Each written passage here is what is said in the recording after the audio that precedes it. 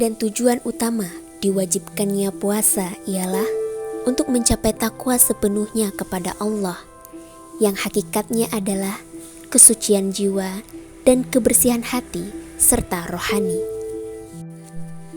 Maka bulan Ramadan merupakan kesempatan berharga bagi seorang muslim untuk berbenah lagi mempersiapkan diri guna meraih takwa kepada Allah Ta'ala.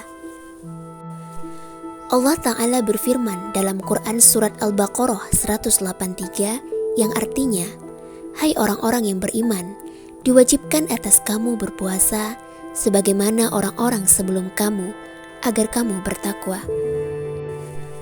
Imam Ibnu Katsir berkata, dalam ayat ini Allah Ta'ala berfirman kepada orang-orang beriman dan memerintahkan mereka untuk melaksanakan ibadah puasa, yang berarti menahan diri dari makan dan minum, serta hubungan suami istri dengan niat ikhlas karena Allah Ta'ala.